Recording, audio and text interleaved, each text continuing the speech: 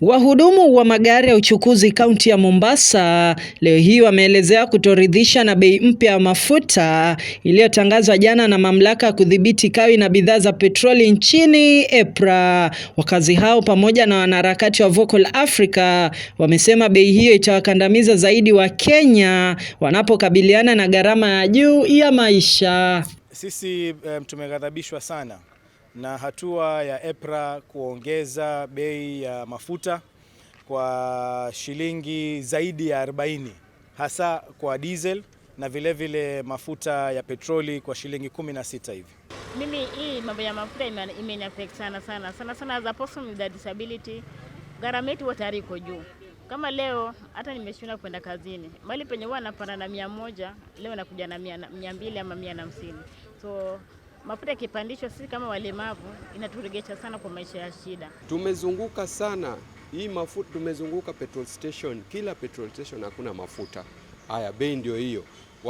First of all walipandisha, wakatudanganya eti wameteremsha, kumbe wamepandisha na wametoa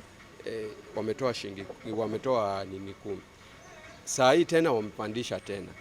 EPRA imetangaza bei mpya za mafuta zitakazotekelezwa kuanzia Mei 15 hadi Juni 14. Kufuatia mabadiliko hayo, lita moja ya petroli sasa itauzwa kwa shilingi 214 senti 25, ikiwa ni ongezeko la shilingi 46 senti 29. Dizeli itauzwa kwa shilingi 242 senti 92, ongezeko la shilingi 46 senti 29, ilhali bei ya mafuta ya taa ikisalia kuwa shilingi 152 senti 78. Waache mchezo wa paka na panya. Leo wameteremsha na shilingi 10, kesho wapandishe na 40. Sisi tunaumia sana, sisi kama wachukuzi. Sisi wenyewe hata lunch hatuna kitu. Sasa tumeamua kupaki hapa kwa sababu hiyo mafuta kupanda. Tuone kama serikali inaweza kutusikia sisi, waweze kuteremsha hiyo bei, maana hata wateja hawataki kuongeza bei. Mafuta unaenda petrol station yameshoot, tujui tufanye nini. Watoto ndiao tumetegemewa kila mahali sisi. Waendeshaji wa matatu na bajaji jijini Mombasa wamesema kuwa watalazimika kupandisha nauli kufuatia hali hii. Hata hivyo, Wakenya wamenyoshea kidole cha lawama serikali kuu kwa kile walichokitaja kama ahadi hewa walizopewa. Opiyo Wandayi first of all kwanza alitudanganya mpaka akatuambia mafuta yako ya kutosha na akatuhakikishia kwamba bei ya mafuta haitaongezeka. Sijaridhishwa sana na mtu wetu Opiyo Wandayi.